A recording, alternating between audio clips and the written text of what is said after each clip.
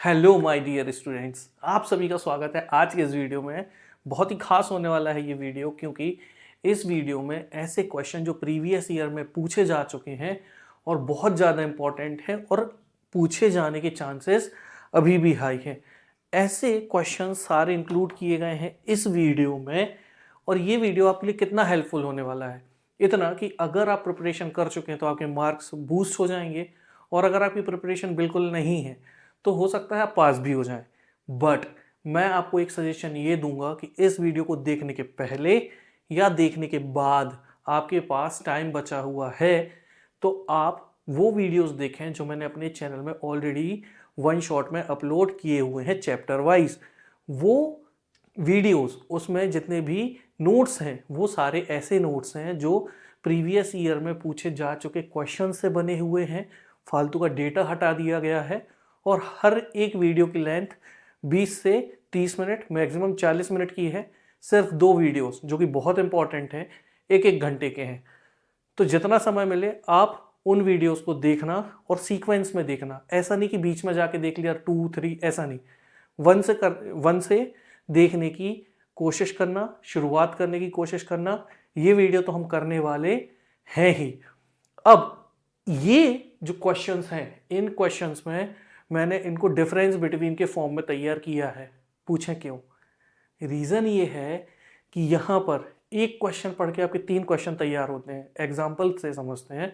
मान लेते हैं पहला क्वेश्चन है difference between micro economics and macro economics.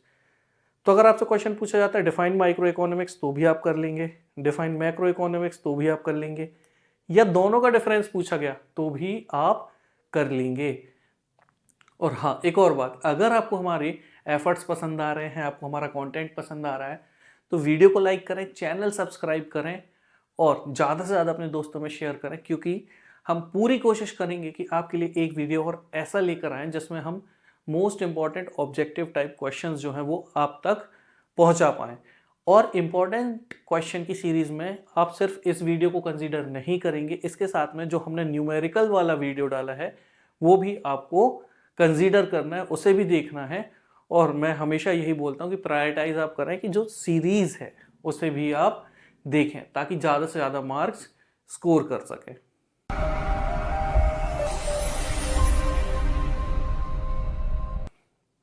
तो हमारा पहला ही क्वेश्चन है कि what's the difference between micro economics and macro economics. इसको आप ऐसे समझिए कि जो माइक्रो इकोनॉमिक्स है ये हमारी बॉडी में इस तरीके से रहता है जैसे हमारे बॉडी में सेल और टिश्यूज़ होते हैं। मैक्रो इकोनॉमिक्स बड़े ऑर्गन्स का काम करता है। तो जो छोटी यूनिट है वो माइक्रो इकोनॉमिक्स का काम करती हैं, जो बड़ी यूनिट है वो मैक्रो इकोनॉमिक्स का काम करती हैं। तो हमारी इकोनॉमी में, अर्थव्यवस्था में, जो छोटे यूनिट्स हैं वो माइक्रो में आएंगे और जो बड़े यूनिट्स हैं वो मैक्रो में आएंगे। अब समझेंगे इस क्वेश्चन को। तो माइक्रो इकोनॉमिक्स का मतलब ये होता है कि यहाँ पर इंडिविजुअल यूनिट्स को पढ़ा जाता है और यहाँ पढ़ा जाता है एग्रीगेट्स को। एग्रीगेट एक टेक्निकल टर्म है जो कि इकोनॉमिक्स में यूज होती है, किसके लिए? टोटल के लिए। मतलब एग्रीगेट का मतलब ही होता है टोटल, बट आपको आंसर राइटिंग में एग्रीगेट लिखना है, टोटल नहीं लिखना, क्योंकि यहाँ टेक्निकल टर्म एग्रीगेट ही होगा। टूल्स देखें तो माइक्रो के टूल्स होते हैं डिमांड एंड सप्लाई, मैक्रो के होते हैं aggregate demand and aggregate supply, that is total demand and total supply. Basic objective, यहां पर प्राइस डिटर्मिनेशन बेसिक ऑब्जेक्टिव होता है। माइक्रो इकोनॉमिक्स का बेसिक ऑब्जेक्टिव है प्राइस डिटर्मिनेशन, प्राइस को डिटरमाइन करना। यहां पर क्या डिटरमाइन करना होता है? प्राइस वाइज नहीं, छोटी चीजें नहीं, बड़ी चीजें, जैसे इनकम, जैसे एम्प्लॉयमेंट। डिग्री ऑफ एग्रीगेशन मतलब कितनी टोटलाइजेशन आपको यहाँ देखने मिलेगी। तो सीधी बात है, छोटी यूनिट है तो यहाँ लिमिटेड डिग्री मिलेगी, ये बड़ी यूनिट है तो यहाँ हाईएस्ट डिग्री देखने के लिए मिल जाती है। हम बात कर रहे हैं अगर बेसिक अजम्पशन की, तो जब हम माइक्रो पढ़ रहे होते हैं तो मैक्रो की सारी यूनिट्स को कांस्टेंट कर देते हैं, और जब हम मैक्रो पढ़ रहे होते हैं तो माइक्रो की सारी यूनिट्स को कांस्टेंट कर देते हैं। और यहीं से हमें समझ में आता है क्या, ये कि अगर हम माइक्रो पढ़ रहे होंगे तो मैक्रो वेरिएबल जैसे नेशनल इनकम, कंजम्पशन, सेविंग, इनको क्या मान लेंगे? कांस्टेंट मान लेंगे। जब हम मैक्रो पढ़ रहे होंगे तो माइक्रो के जो वेरिएबल है इन्हें कांस्टेंट कर लेंगे, जैसे फॉर्म्स, प्राइजेस, ये सारी चीज़ें। और इसे ही बोला जाता है सेटेरिस पेरिबस। कई बार डेफिनेशन पूछी जाती है कि डिफाइन करो सेटेरिस पेरिबस क्या है। तो भाई सारे फैक्टर में एक का चेंज होना, सबका कांस्टेंट रहना इज कॉल्ड सेटेरिस पेरिबस। अब माइक्रो के और क्या नाम है, बहुत इंपॉर्टेंट है। माइक्रो इकोनॉमिक्स को एक और नाम से जाना जाता है और वो है प्राइस थ्योरी। क्यों? क्योंकि यहाँ पर हम प्राइस डिटर्मिनेशन की कोशिश करते हैं अलग अलग कमोडिटीज़ की। मैक्रो इकोनॉमिक्स को एक और नाम से जाना जाता है इनकम एंड एम्प्लॉयमेंट थ्योरी, क्योंकि यहाँ पर डिटरमाइन करना होता है level of income and employment. Example, micro में एक इंडिविजुअल की इनकम या एक इंडिविजुअल का आउटपुट, और जब मैक्रो की बात होगी तो बड़ा, दैट इज नेशनल इनकम या फिर नेशनल आउटपुट। मूविंग फर्दर, अगला क्वेश्चन है define type of economies. Now type of economies का क्या मतलब है? देखो, दुनिया में अलग अलग अर्थव्यवस्थाएं, इकोनॉमीज होती हैं जिनके फंक्शन करने का तरीका अपना अपना अलग अलग होता है। कहीं पर डेमोक्रेसी होती है, कहीं डेमोक्रेसी नहीं होती है, कहीं मल्टी पार्टी गवर्नमेंट होती है, कहीं सिंगल पार्टी गवर्नमेंट होती है। तो क्योंकि गवर्नमेंट के तरीके अलग अलग होते हैं, उसी वजह से अर्थव्यवस्था को चलाने के तरीके भी अलग अलग हो जाते हैं। तो ऐसी इकोनॉमीज क्या होती हैं और उसमें जो इकोनॉमी है वो कैसे काम करती है समझेंगे। तो पहली बात, ये होती हैं 3 टाइप की, और वो 3 टाइप कौन से हैं? तो पहला है कैपिटलिस्ट इकोनॉमी, फिर है सोशलिस्ट इकोनॉमी, फिर है मिक्स्ड इकोनॉमी। अगर आप कैपिटलिस्ट इकोनॉमी को देखोगे तो आपको ओनरशिप मिलेगी कैसी? प्राइवेट। मैं एक एग्जांपल लिख देता हूं। कैपिटलिस्ट का एग्जांपल आप लिख दो अमेरिका, और सोशलिस्ट का एग्जांपल आप लिख लो रशिया, और मिक्स्ड का एग्जांपल आप लिख लो इंडिया, ताकि आपको क्लैरिटी आ जाए। तो अमेरिका में आपने देखा होगा कि सारी की सारी जो फर्म है वो कौन ओन करता है? वो करते हैं वहाँ के बिजनेसमैन। प्राइवेट ओनरशिप देखने के लिए मिलती है। जबकि एक सोशलिस्ट इकोनॉमी में जो ओनरशिप होती है उसमें संसाधनों को, रिसोर्सेज को यूज करने का अधिकार तो आम जनता को दिया जाता है, लेकिन अल्टीमेटली उसकी जो होल्डिंग होती है, उसकी जो पावर होती है, वो किसके पास होती है? गवर्नमेंट के पास। इसीलिए इसे बोला जाता है पब्लिक ओनरशिप। फिर आता है हाइब्रिड मॉडल, जिसे हम बोलते हैं मिक्स्ड इकोनॉमी। जैसे कि इसका उदाहरण है हमारा भारत। इसमें आपको ऑलमोस्ट सारी जो कंपनियां हैं वो प्राइवेट ओनरशिप में मिलेंगी, बट जो जनता की ज़रूरत से संबंधी जितनी भी कंपनियां हैं वो सारी की सारी आपको किस में देखने के लिए मिलेंगी? पब्लिक में। एग्जाम्पल के लिए अगर आप देखोगे तो रेलवेज जो है वो कौन ओन करता है? गवर्नमेंट। बट दूसरी चीज़ें जो हैं वो कौन ओन करता है? प्राइवेट ओनर, जैसे अडानी, अंबानी, ये सारे। तो यहाँ एक मिक्स्ड सिस्टम देखने के लिए मिल जाता है।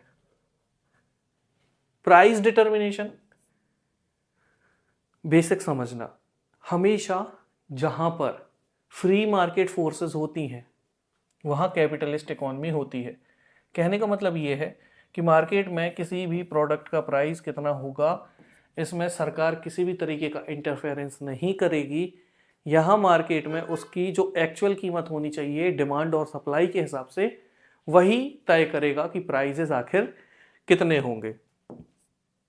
लेकिन क्योंकि सोशलिस्ट इकोनॉमी में गवर्नमेंट का इंटरवेंशन होता है, तो डिमांड और supply, that is market forces.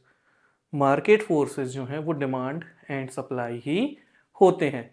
तो सोशलिस्ट इकोनॉमी में क्योंकि सरकार का इंटरवेंशन होता है, तो यहाँ किसी भी तरीके से मार्केट फोर्सेस प्राइस डिटरमाइन नहीं करते हैं। यहाँ प्राइसेस को डिटरमाइन करेगी वहाँ की सेंट्रल अथॉरिटी या गवर्नमेंट। नेक्स्ट, इसमें वो सारी चीज़ें जो भारत सरकार के पास आती हैं वो डिसाइड करेगी भारत सरकार। बाकी जो चीज़ें प्राइवेट प्लेयर्स के हाथ में है उसके प्राइजेस जो प्राइवेट प्लेयर्स हैं वो ही डिसाइड करेंगे। मोटिव ऑफ प्रोडक्शन, ये जो प्रोडक्शन किया जा रहा है इसका अल्टीमेटली जो मोटिव है वो क्या निकल के आता है। देखो फ्री मार्केट फोर्सेस हैं, यहाँ सरकार कोई इंटरफेरेंस नहीं कर रही, तो यहाँ जो प्राइवेट प्लेयर्स होते हैं उन्हें पूरी आज़ादी मिलती है। और क्योंकि उन्हें पूरी आज़ादी मिलती है तो जो उद्योगपति होते हैं, बिजनेसमैन होते हैं, वो क्या कोशिश करेंगे, वो कोशिश करेंगे ज़्यादा से ज़्यादा प्रॉफिट कमाने की। लेकिन जब बात आएगी सरकार की तो सरकार ये कोशिश करेगी कि हमें प्रॉफिट हो या ना हो, जो सोशल वेलफेयर है ये अच्छे से होना चाहिए। फिर मिक्स्ड इकोनॉमी में अगर हम देखें तो जो प्राइवेट सेक्टर है उनके लिए प्रॉफिट मोटिव और जो पब्लिक सेक्टर है उनके लिए वेलफेयर मोटिव। कैपिटलिस्ट में क्या गवर्नमेंट का कोई रोल है? नहीं है। सोशलिस्ट में पूरा है, इसमें लिमिटेड है। कंपटीशन, क्योंकि यहां पर डिमांड और सप्लाई एग्जिस्ट करते हैं, इसी वजह से कंपटीशन भी एग्जिस्ट करेगा। सोशलिस्ट में क्योंकि डिमांड और सप्लाई दोनों कौन कंट्रोल करता है? दोनों कंट्रोल करती है गवर्नमेंट, इसी वजह से यहाँ किसी भी तरीके का कंपटीशन नहीं होगा। मिक्स्ड में सिर्फ वो हिस्से जो किसके पास हैं? प्राइवेट प्लेयर्स के पास, वहां पर कंपटीशन एग्जिस्ट करेगा। डिस्ट्रीब्यूशन को देखें हम इनकम की, तो क्योंकि प्राइवेट प्लेयर्स बहुत ज़्यादा मुनाफा कमाते हैं, अक्सर ऐसी सिचुएशन में जो इनकम का डिस्ट्रीब्यूशन है, आम जनता में जो पैसे है वो कुछ लोगों के पास बहुत ज़्यादा होता है और कुछ लोगों के पास बहुत कम होता है, तो इनकम लेवल जो है वो बहुत अनइवन होता है, किसी का बहुत ज़्यादा है तो किसी का बहुत कम है। तो ऐसी जगह पे डिस्ट्रीब्यूशन ऑफ इनकम जो है वो बहुत ज़्यादा अनइक्वल होता है। क्योंकि यहाँ सोशलिस्ट में सरकार का इन्वॉल्वमेंट है तो थोड़ा बहुत इक्वालिटी यहाँ देखने मिलेगी, और यहाँ पर इनइक्वालिटीज देखने तो मिल जाएंगी लेकिन एक ओपन इकोनॉमी यानी कैपिटलिस्ट इकोनॉमी जितनी तो नहीं मिलेंगी। तो हमारा अगला क्वेश्चन है, what is the difference between positive economics and normative economics. Basically normative economics में क्या होता है, जो एक्चुअल फैक्ट होते हैं ना उसमें थोड़ा सा ज्ञान डाल दिया जाता है। वो जो चार लोग चार बातें करते हैं ना, वैसे ही कुछ समझो। यहाँ फालतू का थोड़ा सा ज्ञान एक्स्ट्रा ऐड कर दिया, तो जो इकोनॉमिक्स है वो पॉजिटिव से क्या हो गई? नॉर्मेटिव। ऐसे समझेंगे और डिटेल्स में। पॉजिटिव इकोनॉमिक्स बात करता है कि जो इकोनॉमिक प्रॉब्लम है उन्हें एक्चुअली कैसे सॉल्व किया जा सकता है, जबकि नॉर्मेटिव यहां पर सजेशंस देता है कि क्या होना चाहिए या क्या नहीं होना चाहिए। सीधी बात, यहाँ बताया जाता है समस्या क्या है और यहाँ पर समस्याएं कैसे सॉल्व होंगी वो बताया जाता है। तो कहीं ना कहीं एक फैक्टर डाल दिया गया जिसमें सजेशन डाल दी गई, सजेशन के डाल देने की वजह से यहाँ पर ये पॉजिटिव से क्या बन गया? नॉर्मेटिव। तो जो एक्चुअल समस्या है उनकी बात करेगा पॉजिटिव, उसमें कैसे समस्या को सॉल्व किया जा सकता है या बिगाड़ा जा सकता है, सिर्फ अच्छी बात है नहीं, कुछ भी किया जा सकता है, पॉइंट से हटके एक्स्ट्रा बात की, मतलब वो हो गया नॉर्मेटिव। तो क्योंकि इसमें एक्चुअल डेटा है तो आप इसे वेरीफाई कर सकते हो, इसमें आप इसे वेरीफाई नहीं कर सकते। क्यों? क्योंकि कोई भी व्यक्ति किसी भी तरीके की सजेशन तो दे ही सकता है, चाहे अच्छी हो या बुरी, और आज के ज़माने में तो वैसे ही बुरी देने वाले ज़्यादा मिलेंगे। ओके, तो यहाँ पर इकोनॉमिक एक्टिविटी का रियल डिस्क्रिप्शन देखने मिलेगा क्योंकि यहाँ पर आपको रियल डेटा देखने मिलता है, जबकि यहाँ पर आपको मिलेंगे आइडियाज़, और उन्हीं आइडियाज़ से अलग अलग आइडियल्स निकल के आते हैं, तो वो देखने मिलेंगे आपको यहाँ पर। पॉजिटिव इकोनॉमिक्स ये बेस्ड होती है फैक्ट के ऊपर, यहाँ किसी भी तरीके की सजेशन नहीं मिलेगी, यहाँ पर इंडिविजुअल ओपिनियन देखने मिलेगी, लोगों की अलग अलग जो ओपिनियन होती हैं वो देखने मिलेंगी। इसी वजह से इसका नेचर होता है सजेस्टिव, क्योंकि यहाँ सजेशन मिलेंगी। पॉजिटिव क्योंकि ये एक्चुअल डेटा की बात करता है, तो इस वजह से किसी भी तरीके कोई भी वैल्यू जजमेंट देखने नहीं मिलेगा। इसके जो एंड है वो न्यूट्रल हैं। एग्जाम्पल के लिए कि राजू ने 80% मार्क्स स्कोर किए, ये हो गया पॉजिटिव। लेकिन सोचो पड़ोस के शर्मा जी आए और बोल दें कि राजू ने स्कोर किए 80%, अरे यार थोड़ा और अच्छा स्कोर कर सकता था, है ना। तो उसने क्या करा, यहाँ पर अपनी एक वैल्यू जजमेंट ऐड कर दी, इसी वजह से ये पॉजिटिव से क्या बन गया, नॉर्मेटिव। इसके एग्जाम्पल यहाँ पर गिवन है, और एग्जाम्पल में आप देखोगे तो पॉजिटिव में क्या कहा है उन्होंने कि जो भारत में प्राइजेस हैं ये राइज कर रहे हैं। सिर्फ इतना बोला है कि प्राइस राइज कर रहे हैं, अच्छा है बुरा है, बात नहीं की गई। एंड जो है वो न्यूट्रल है। एक और पॉइंट लिखा है कि हमारी इकोनॉमी में इनकम को लेके इनइक्वालिटी है, अच्छी है बुरी है, ये बात नहीं की गई। जबकि यहां क्या बोला गया है कि भारत में कुछ ऐसे कदम उठाने चाहिए जो प्राइस कंट्रोल कर सकें, या फिर जो इनकम इनक्वालिटीज है रिड्यूस किया जाना चाहिए, है ना। तो वहां ज्ञान दे दिया गया है, इस वजह से वो क्या बन गया, नॉर्मेटिव बन जाता है। Moving on to the next question. तो हमारा अगला क्वेश्चन है, और ये बहुत ज़्यादा इंपॉर्टेंट क्वेश्चन है, प्राइस सीलिंग और प्राइस फ्लोर। इससे अक्सर क्वेश्चन आ जाते हैं, कभी प्राइस सीलिंग कभी प्राइस फ्लोर, और हो सकता है इनके बीच का डिफरेंस भी पूछ लिया जाए। प्राइस सीलिंग की बात करेंगे तो प्राइस सीलिंग देखिए, सीलिंग कहाँ पर होती है, ऊपर। तो इसी तरीके से एक आम अर्थव्यवस्था में रह रहे लोगों को जब उनकी नेसेसिटीज़, ज़रूरत की चीज़ें ज़रूरत से कहीं ज़्यादा महंगी मिलने लगे, तो ऐसे में सरकार आती है और उसमें एक लिमिट लगा देती है। इसे ही बोला जाता है प्राइस सीलिंग। एक एग्जांपल से समझते हैं, मान लेते हैं कि जो वीट है वो 40 रुपीज़ के जी से प्राइस शूट करते करते करते करते 100 रुपीज़ में चला जाता है। तो ऐसे में भारत सरकार बीच में आएगी और बोलेगी कि भाई ये इतना ज़्यादा महंगा नहीं होना चाहिए, कोई भी व्यक्ति, कोई भी सेलर इसको 50 रुपए से ज़्यादा में नहीं बेच सकता। तो भले वहाँ पर प्राइस 100 होना चाहिए था, लेकिन क्योंकि सरकार बीच में आ गई है, उन्होंने रोक लगा दी है, ऐसी सिचुएशन को बोला जाता है प्राइस सीलिंग। उसी तरीके से इसके जस्ट ऑपोजिट होता है प्राइस फ्लोर। यहाँ पर प्रोडक्शन कम होने की वजह से ये सिचुएशन आई है, और जो प्राइस फ्लोर है ये सिचुएशन आती है ज़रूरत से ज़्यादा प्रोडक्शन हो जाने पर। आपने सुना होगा कई बार कि टमाटर किसानों ने खेत में ही कुचल दिए, क्यों? क्योंकि मार्केट में उसकी कीमत 1 रुपये किलो थी, जबकि इतने में तो उनका कॉस्ट भी निकल कर सामने नहीं आता।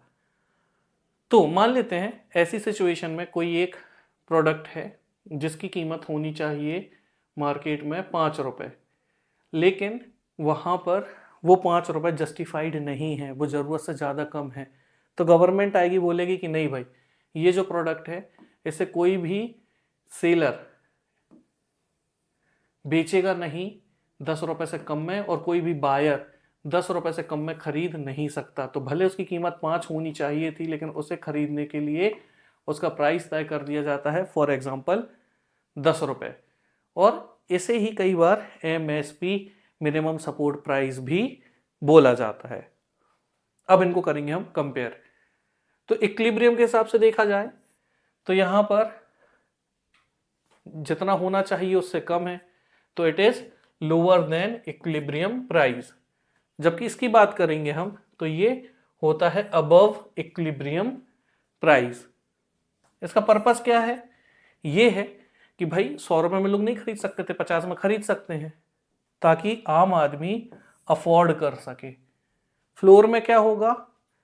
ताकि जो प्रोड्यूसर हैं उन बेचारों के साथ अत्याचार ना हो सके, उन्हें एक फेयर प्राइस मिल सके।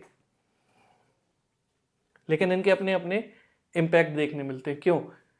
क्योंकि दोनों सिचुएशन में किसी के ऊपर जबरदस्ती कुछ ना कुछ इम्पोज किया जा रहा है। तो जो सेलर है उसे 100 रुपये में चीज बेचनी थी, सरकार ने बोल तो दिया कि हम 100 में बेचेंगे, वो क्या करेगा? बोलेगा हमें बेचना ही नहीं है, हम बेचेंगे ही नहीं। तो वो क्या करेगा? चुपचाप से मार्केट में बाहर के बाहर बेचने लगेगा। और इसी वजह से कई बार यहाँ क्या देखने मिलेगी? ब्लैक मार्केटिंग देखने के लिए मिल जाएगी। जबकि अगर हम बात करें किसकी? प्राइस फ्लोर की, तो यहां पर प्राइस होना चाहिए तो 5 रुपये, हो गया 10 रुपये। तो ऐसे में कौन ही बढ़े हुए दामों में खरीदेगा? तो मैक्सिमम केसेस में क्या करती है गवर्नमेंट? खुद आती है और उन प्रोड्यूसर्स के बेनिफिट के लिए वो सारे प्रोडक्ट खुद ही बढ़े हुए दामों में खरीद लेती है। तो यहाँ पर इन एक्सेस सप्लाई को अब्जॉर्व करने के लिए गवर्नमेंट जो है ये उन मिनिमम प्राइस को पे करके खुद ही वो सारी चीज़ें खरीद लेती है। हमारा अगला क्वेश्चन है what is the difference between devaluation and depreciation. तो हमने अभी दो कॉन्सेप्ट पढ़े थे जिसमें क्या था, एक कैपिटलिस्ट इकोनॉमी थी और एक सोशलिस्ट इकोनॉमी थी। तो आप सिंपली डिवैल्यूएशन को कनेक्ट करके देख लो किससे, सोशलिस्ट इकोनॉमी से। एग्जाम्पल के लिए रशिया, और यहाँ डेप्रिसिएशन के लिए आप एग्जाम्पल में रख लो कैपिटलिस्ट देश को किसी भी, जैसे कि अमेरिका। अब एक और बात जो आपको याद रखनी वो ये है कि हर एक करेंसी का एक्सचेंज रेट होता है। एग्जाम्पल के लिए अगर हम देखें तो जो $1 है उसकी कीमत इमेजिनरी हम मान लेते हैं 85 रुपीज़। अब मार्केट में डिमांड और सप्लाई के हिसाब से इसके दाम घटते या बढ़ते रहते हैं। तो ऐसी सिचुएशन जिसमें मार्केट फोर्सेस फ्रीली काम करें, कहाँ करेंगे, कैपिटलिस्ट इकोनॉमी में करेंगे जैसे कि अमेरिका। तो ऐसे देशों में डिमांड और सप्लाई फोर्सेस जो हैं ये फ्रीली काम करती हैं। तो यहाँ पर जो एक्सचेंज रेट होता है इसमें अगर किसी भी तरीके की गिरावट देखने के लिए मिलती है तो उसे बोला जाता है डेप्रिसिएशन। एग्जाम्पल के लिए कि $1 की कीमत 85 रुपीज़ से होकर 90 हो जाए, तो यहाँ पर हमारे रुपये में फॉल देखने के लिए मिला या नहीं, क्योंकि पहले $1 के लिए 85 रुपीज़ पे करने पड़ते थे, अब 90 पे करने पड़ेंगे, तो गिरावट हो गई। इसे ही डेप्रिसिएशन बोला जाता है। तो सिंपली जब मार्केट फोर्सेस बिना सरकार के इंटरवेंशन के कंट्रोल करती हैं प्राइसेस को, तो इसे ही बोला जाता है डेप्रिसिएशन। बट जब गवर्नमेंट इंटरवेंशन कर दे, वो प्राइसेस को कंट्रोल करने लग जाए, तो वहां पर मार्केट फोर्सेस काम नहीं करते, वहां काम करती है कौन, गवर्नमेंट। तो ऐसी सिचुएशन में जो शब्द उपयोग में होता है एक्सचेंज रेट की गिरावट में, वो डिवैल्यूएशन नहीं होता है, वो होता है, वो डेप्रिसिएशन नहीं होता है, वो होता है डिवैल्यूएशन। अब इस सिचुएशन में मान लेते हैं रशिया की केस में अगर 85 से 80 हुआ तो यहां पर क्या हुआ, हमारा रुपये बढ़ गया, और यहां पर 85 से 90 हुआ तो क्या हुआ, हमारा रुपये घट गया। भैया समझ लेना, अगर थोड़ा अजीब लग रहा हो ना सुन के ये क्या बोल रहे हैं सर, पहले $1 में कितना पे करते थे 85, अब कितना पे करना पड़ेगा 80, तो रुपीस में क्या आया, सुधार आया। पहले 85 पे करते थे, अब कितना पे करना पड़ रहा है 90, रुपये में गिरावट आई।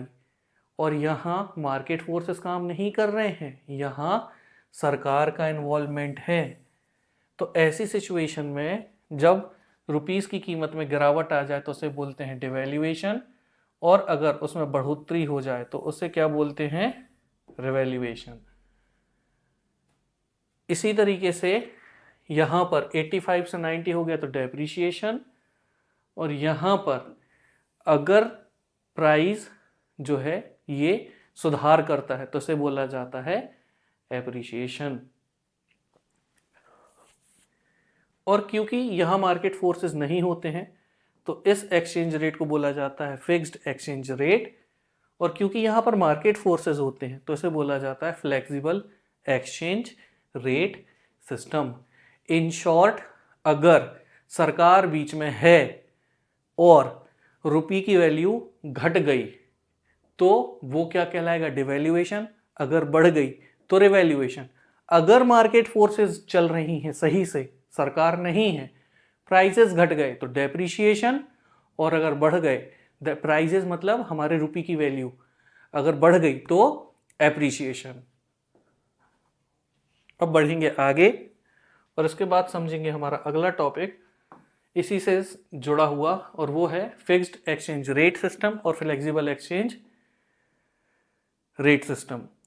तो फिक्स्ड में क्या होगा और फ्लेक्सिबल में क्या होगा, क्योंकि फ्लेक्सिबल टोटल फ्लेक्सिबल है तो यहाँ पर भाई आराम से डिमांड और सप्लाई अपना काम कर रहे होंगे, किसी भी तरीके की कोई भी परेशानी आपको देखने के लिए नहीं मिलेगी। But fixed exchange rate system में क्योंकि डिमांड और सप्लाई फोर्सेस नहीं होती हैं, तो जो सरकार होती है उसे अपनी करेंसी को कहीं ना कहीं फिक्स करना पड़ जाता है। तो या तो वो गोल्ड में कर लेंगे या किसी और देश की करेंसी में भी फिक्स किया जा सकता है। फिर गवर्नमेंट कंट्रोल की बात हम करें तो यहाँ फ्लेक्सिबल में किसी भी तरीके का गवर्नमेंट इंटरवेंशन नहीं होता, मार्केट कंडीशन के हिसाब से चीज़ें चलेंगी। फिक्स्ड में गवर्नमेंट का इन्वॉल्वमेंट होगा और गवर्नमेंट ही इसे चेंज करेगी। क्योंकि सिस्टम फ्लेक्सिबल है तो यहाँ बार बार प्राइजेज जो हैं वो आपको चेंज होते हुए दिखाई देते हैं। इसी वजह से हमारा रुपी हर दिन डॉलर के अगेंस्ट में थोड़ा बहुत चेंज होते हुए हमें दिखता है। On the other hand fixed में क्या होगा कि यहाँ अक्सर प्राइजेज स्टेबल होते हैं और बहुत कम वेरिएशन देखने के लिए मिलते हैं।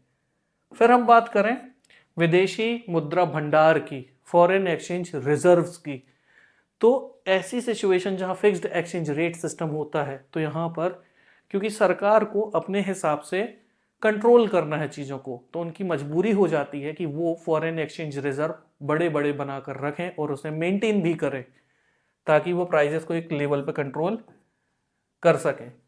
जबकि फ्लेक्सिबल में कुछ करने की ज़रूरत ही नहीं है, मार्केट खुद अपने हिसाब से सारी चीज़ें देखेगा, तो यहाँ पर फॉरेन एक्सचेंज रिजर्व बना के रखने की ज़रूरत नहीं होती है। और इंक्रीज और डिक्रीज को क्या नाम दिया गया है, हमने जो अभी रिवाइज किया था, अगेन एक बार और रिवाइज हो जाएगा। तो इंक्रीज और डिक्रीज अगर देखने मिलता है डोमेस्टिक करेंसी में तो डिवैल्यूएशन में क्या होगा, डिक्रीज देखने मिलेगा। रिवैल्यूएशन में क्या देखने मिलेगा, इंक्रीज देखने मिलेगा। किस में, फिक्स्ड में। जबकि यहीं पर अगर फ्लेक्सिबल सिस्टम है तो डेप्रिसिएशन में आपको क्या देखने मिलेगा, डिक्रीज, और एप्रिसिएशन में क्या देखने मिलेगा, इंक्रीज देखने के लिए मिल जाएगा। अगला क्वेश्चन है कि पैराडॉक्स ऑफ थ्रिफ्ट क्या होता है। ये क्वेश्चन बहुत बार आया है और बहुत सिंपल सा कॉन्सेप्ट है इसका। तो पैराडॉक्स ऑफ थ्रिफ्ट होता क्या है, देखो एक इकोनॉमी में क्या होता है, सबसे पहले आप खुद से एक बार रिलेट करके देखो। आप पैसा बचाने लग जाते हो और पैसा बचाने के लिए आपसे बोला भी जाता है, बट इन रियलिटी सोचो कि आप पैसा बचा रहे हो तब तक तो ठीक है, लेकिन देश में ज़्यादातर लोग पैसा बचाने लग जाएं तो क्या होगा, आपके आसपास के जो मार्केट हैं वो स्लो हो जाएंगे, उसमें उतना एक्टिविटी नहीं होगी, वो ज़्यादा माल बेच नहीं पाएंगे। और क्योंकि ऐसा होगा नहीं तो वो क्या करेंगे, बोलेंगे अपने नौकरों से वो कि भाई कमाई हो नहीं रही है तो आप एक काम करो, जॉब छोड़ दो। तो लोगों की जॉब जाने लग जाएंगी और जब जॉब जाने लग जाएंगी तो क्या होगा, देश जो है वो गरीबी में जाने लगेगा। तो ऐसी सिचुएशन जो है ये डिजास्टरस होने लगती है। तो एक ही पॉइंट जो अच्छा साउंड करता है वो कहीं ना कहीं डिजास्टरस हो जाता है, इसे समझते हैं। और ऐसा नहीं है कि कल को ना पैसा बचाना बंद कर दो और बोल दो कि अरे सर ने बोला था कि पैसा बचाना तो गलत बात है, ऐसे में इकोनॉमी खतरे में आ जाएगी। तो ऐसा नहीं करना है वरना सर को फालतू में बदनाम करवा दो। तो पैराडॉक्स ऑफ थ्रिफ्ट क्या कहता है, देखिए ये एक ऐसा इकोनॉमिक कॉन्सेप्ट है जो सजेस्ट करता है कि जो पैसा हम सेव करते हैं वो एक इंडिविजुअल के लिए तो ठीक है, लेकिन पूरी इकोनॉमी के पर्सपेक्टिव से अगर हर एक व्यक्ति सेविंग शुरू कर देगा तो क्या होगा। ऐसी सिचुएशन में सेविंग करना एक इंडिविजुअल के लिए तो ठीक है क्योंकि इससे उनका भविष्य सिक्योर हो जाएगा। हाउएवर अगर सारे लोग सेव करना शुरू कर दें तो इससे क्या होगा, उनकी स्पेंडिंग कम हो जाएगी। स्पेंडिंग कम होने से क्या होगा, इकोनॉमी में जो एग्रीगेट डिमांड है, जो टोटल डिमांड है, ये डिक्रीज हो जाएगी। अब डिमांड कम हो गई तो इस वजह से प्रोडक्शन में कमी आ जाएगी, जिसकी वजह से जो बिजनेसेस हैं ये अपना कॉस्ट कट करने लगेंगे, जिसकी वजह से एक तो वेजेस कम हो जाएंगे और ऊपर से नौकरियों से भी लोगों को निकाला जाने लगेगा। आगे चल के लोगों की इनकम जो है वो कम हो जाएगी और जो ओवरऑल सेविंग है इकोनॉमी में ये उतनी नहीं बढ़ेगी जितना एक्सपेक्टेशन रखी जा रही थी कि सेविंग हमारी बढ़ जाएगी। और अब लोगों के पास इनकम जब कम हो जाएगी तो सेव क्या खाक करेंगे और अल्टीमेटली इस वजह से क्या होगा, जो इकोनॉमिक ग्रोथ है ये काफ़ी ज़्यादा धीमी हो जाएगी और जो इकोनॉमी है ये रिसेशन में चली जाएगी और आगे चल के जो देश है वो दिक्कत में आ जाएगा। एग्जाम्पल से समझते हैं कि एक टाउन है जहां पर लोग ज़्यादा से ज़्यादा पैसा क्या कर रहे हैं, सेव कर रहे हैं, और सेव करने की वजह से क्या हो रहा है, उनकी स्पेंडिंग कम हो रही है। लोकल बिजनेसेस के ऊपर क्या असर पड़ेगा, उनकी सेल्स कम हो जाएंगी, फिर वो क्या करेंगे, प्रोडक्शन रोक देंगे, लोगों को नौकरियों से निकाल देंगे, अनएम्प्लॉयमेंट फैल जाएगा, तो लोगों के पास पैसा कम होगा खर्चने के लिए या बचाने के लिए, जिसकी वजह से क्या होगा, भविष्य में जो डिमांड है ये कम हो जाएगी, इकोनॉमिक कंडीशन और ख़राब हो जाएगी, स्लो डाउन आ जाएगा। तो एक ऐसी सिचुएशन जहां पर एक इंडिविजुअल की ज़्यादा सेविंग कर लेना इकोनॉमी के लिए ख़राब होने लग जाए, ऐसी सिचुएशन कहलाती है क्या, पैराडॉक्स ऑफ थ्रिफ्ट। इसे किसने पॉपुलर किया, वही व्यक्ति जिनका नाम आप अक्सर सुनते चले आए हैं, जॉन मेनार्ड कीन्स ने। और उन्होंने ये बताया कि ऐसी सिचुएशन जहां पर लोग पैसा बचाने लगते हैं वहां पर देश की सिचुएशंस खराब होनी शुरू हो जाती है। हमारा अगला क्वेश्चन है, डिफाइन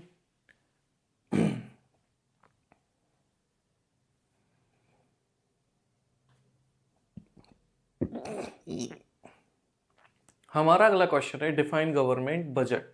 हाँ जी, ये वही गवर्नमेंट बजट है जो हम सुनते रहते हैं न्यूज़ में। तो फर्स्ट ऑफ ऑल 1 फरवरी जो होती है ये काफ़ी इंपॉर्टेंट डेट है, क्योंकि इस दिन जो हमारे फाइनेंस मिनिस्टर होते हैं ये अपना बजट पार्लियामेंट के सामने रिप्रेजेंट करते हैं, जहाँ पर वहाँ पर बैठे हुए सारे एमपी उसे गो थ्रू करके बताते हैं, अप्रूव करते हैं आगे की पॉलिसीज़ और प्रोग्राम को। तो बजट जो है मेनली इसके 2 कंपोनेंट होते हैं, और ये 2 कंपोनेंट क्या होते हैं, इसमें पिछले 1 साल में जो गवर्नमेंट की फाइनेंशियल परफॉर्मेंस रही उसका डेटा होता है, यानी कि रिपोर्ट कार्ड होता है कि 1 साल में गवर्नमेंट ने क्या किया है, और जो आने वाला 1 साल है, इस आने वाले 1 साल में जो गवर्नमेंट के फाइनेंशियल प्रोग्राम और फाइनेंशियल पॉलिसीज वो क्या रहने वाली हैं। अब यहीं पर ये जो प्रोग्राम होते हैं, ये जो पॉलिसीज होती हैं, इन्हीं पॉलिसीज और प्रोग्राम को कहा जाता है क्या, बजटरी पॉलिसी, और इसे ही कई बार नाम दिया जाता है क्या, फिस्कल पॉलिसी। अब बजटरी पॉलिसी जो होती हैं इसके होते हैं 2 एस्पेक्ट। एक एस्पेक्ट ऐसा जिसमें ये पैसा कमा रहे होते हैं, और दूसरा एस्पेक्ट ऐसा जिसमें ये पैसा खर्च कर रहे होते हैं। तो इसमें वो एस्पेक्ट जिसमें ये पैसा खर्च कर रहे होते हैं इसे बोला जाता है रेवेन्यू एस्पेक्ट। क्यों, क्योंकि यहाँ पर गवर्नमेंट को पैसा मिलता है, रिसीट्स मिलती हैं। इसके बाद जो अगला एस्पेक्ट है वो है एक्सपेंडिचर एस्पेक्ट, जहाँ पर गवर्नमेंट क्या कर रही होती है, खर्चे कर रही होती है। Moving on to the next question. फिर क्या है, BOP and BOT. Again one of the most important topic है ये, लेकिन इसे समझने से पहले बेसिक समझो कि इसमें 2 शब्द बार बार यूज होते हैं, एक विजिबल और एक इनविजिबल। एक एक करके मैं आपको सारे समझा देता हूँ। जैसे इसमें सबसे पहला आपको जो देखने मिलेगा वो क्या है, विजिबल। तो विजिबल आइटम का मतलब होता है क्या, गुड्स। एक अगला शब्द जो मिलेगा इनविजिबल, इसका मतलब होता है सर्विसेज। फिर इसमें मिलेगा आपको यूनिलेटरल ट्रांसफर, मतलब ऐसी पेमेंट जो वन साइडेड होती हैं, जिसमें आपको मिले हुए पैसे के बदले कोई भी गुड या सर्विस नहीं देनी होती। एग्जाम्पल के लिए जो आपको पॉकेट मनी मिलता है वो हो गया, जो रेमिटेंसेस होते हैं, मतलब जो बाहर रह रहे लोग इंडिया के वापस से इंडिया में कमा कर पैसा भेजते हैं, इसे रेमिटेंस बोला जाता है। तो इस तरीके की पेमेंट जिसमें पेमेंट वन साइडेड होती है, जिसमें आपको पैसे के बदले किसी भी तरीके के गुड्स या सर्विसेज नहीं देने होते, तो ये किस कैटेगरी में आ जाते हैं, यूनिलेटरल ट्रांसफ़र में। फिर होते हैं कैपिटल ट्रांसफ़र। अब कैपिटल ट्रांसफ़र का मतलब क्या होता है, वो पैसे जो बड़ी बड़ी कैपिटल नेचर के खर्चों में किए जाते हैं। अब समझेंगे बीओटी और बीओपी।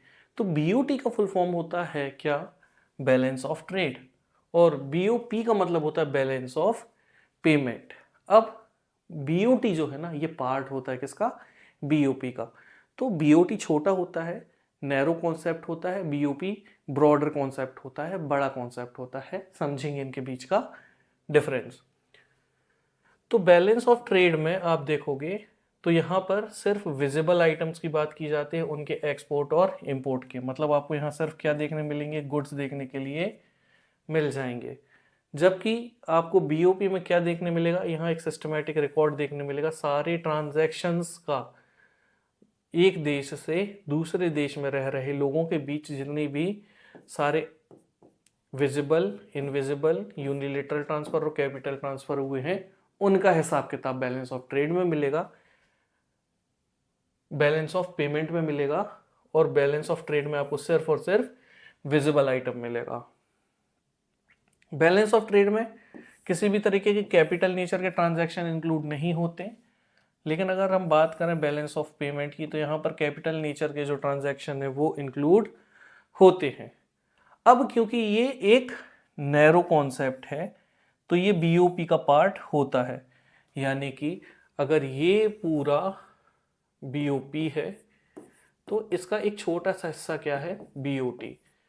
तो क्लियरली बोला जा सकता है कि जो बीओटी है it is the part of BOP, but BOP is not the part of BOT, बल्कि बीओटी इसके अंदर इंक्लूडेड होता है। फिर आता है क्या, सेटलमेंट। अगर दिक्कत आ जाए किसमें, बीओटी में, बैलेंस ऑफ ट्रेड में अगर किसी भी तरह की कमी पड़ेगी तो उसको पूरा किया जा सकता है किससे, बीओपी से। लेकिन बीओपी में अगर कमी पड़ गई तो बेचारा बीओटी तो वैसे ही छोटा होता है ना, कहाँ से पूरा करेगा। तो अगर बीओपी में कमी आ गई तो किसी भी तरीके से बीओटी से पूरा नहीं किया जा सकता। यानी कि बैलेंस ऑफ पेमेंट में अगर कमी आ गई है तो बैलेंस ऑफ ट्रेड से पूरा नहीं किया जा सकता, बैलेंस ऑफ ट्रेड में कमी आई है तो बैलेंस ऑफ पेमेंट से पूरा किया जा सकता है। क्यों, क्योंकि बैलेंस ऑफ ट्रेड छोटा होता है, बैलेंस ऑफ पेमेंट बड़ा होता है। बैलेंस ऑफ पेमेंट में 4 फैक्टर होते हैं, क्या, विजिबल, इनविजिबल, यूनिलेटरल और कैपिटल। जबकि बैलेंस ऑफ ट्रेड में क्या देखने मिलेगा, सिर्फ विजिबल, दैट इज गुड्स देखने के लिए मिलते हैं। इससे क्वेश्चन अक्सर आता है तो थोड़ा ध्यान में रखना। Moving on to our last question, और ये क्वेश्चन है क्या कि डिफाइन करें फैक्टर ऑफ प्रोडक्शन क्या क्या होते हैं। तो फैक्टर ऑफ प्रोडक्शन होते क्या हैं, ये एसेंशियल रिसोर्सेज होते हैं जो जुड़े हुए होते हैं किससे, हमारे बिजनेसेस से। तो फैक्टर ऑफ प्रोडक्शन ये एसेंशियल रिसोर्सेज होते हैं जो यूज़ किए जाते हैं गुड्स एंड सर्विसेज को प्रोड्यूस करने में एक इकोनॉमी में। और इसकी 4 कैटेगरीज होती हैं, जिसमें पहली कैटेगरी है लैंड। और इसमें आपको क्या क्या देखने मिल जाएगा, land, water, mineral, forest, raw material, सब कुछ। Then comes labour. यहाँ आपको ह्यूमन एफर्ट देखने के लिए मिलेंगे, फिजिकल और मेंटल दोनों। यानी कि जो दिहाड़ी मजदूरी कर रहे होते हैं वो लोग भी यहाँ देखने के लिए मिल जाते हैं, या वो लोग जो सिर्फ बैठ के दिमाग चला के कंप्यूटर में काम कर रहे होते हैं या किसी भी तरीके का मेंटल एफर्ट दे रहे होते हैं, वो लोग भी इसमें इंक्लूडेड होते हैं। यहाँ आपको वर्कर मिल जाएंगे, प्रोफेशनल मिल जाएंगे, स्किल्ड लेबरर्स देखने के लिए मिल जाएंगे। फिर आता है कैपिटल। कैपिटल क्या है, इसमें आपको मैन मेड रिसोर्सेज देखने मिलेंगे, जैसे मशीनरी, टूल, बिल्डिंग्स, टेक्नोलॉजी, ये सारी चीज़ें, क्योंकि ये प्रोडक्शन के प्रोसेस में हेल्प करती हैं। और ये जो है फाइनेंशियल कैपिटल, मतलब जो पैसा वाला कैपिटल है उससे अलग होता है, इसको उसके साथ कंफ्यूज मत कर लेना। देन कम्स ई शिप, एंटरप्रेन्योरशिप। अब ये जो एंटरप्रेन्योरशिप होती है ये क्या करती है, आम भाषा में बोले तो एक व्यक्ति जो अपना दिमाग लगाता है, मेहनत करता है पैसा कमाने के लिए, बिजनेसमैन, उससे क्या बोला जाता है, एंटरप्रेन्योरशिप बोला जाता है। डेफिनेशन समझेंगे, the ability to organise and manage other 3 factor. मतलब जब आप इन तीनों फैक्टर को मैनेज कर रहे होते हो, ऑर्गेनाइज कर रहे होते हो, और इसके बदले जब आप क्रिएट करते हो गुड्स या सर्विसेज, तो इसे ही ई शिप बोला जाता है। जो एंटरप्रेन्योर है ये हमेशा रिस्क लेता है और इनोवेट करता है चीज़ों को, ताकि इकोनॉमिक ग्रोथ को बढ़ाया जा सके। तो ये सारे वो क्वेश्चंस हैं जो प्रीवियस ईयर में पूछे गए हैं और आगे भी पूछे जा सकते हैं। कई बार इससे ऑब्जेक्टिव टाइप क्वेश्चन बन जाते हैं, कई बार क्वेश्चन डायरेक्टली बन जाते हैं। तो यहाँ पर कंप्लीट होता है हमारा इम्पॉर्टेंट क्वेश्चंस का वीडियो। और अगेन वही सजेशन, पढ़ते रहिए, खुश रहिए। मिलूंगा मैं आपसे अगले वीडियो में, तब तक के लिए this is Manav signing off. जय हिंद।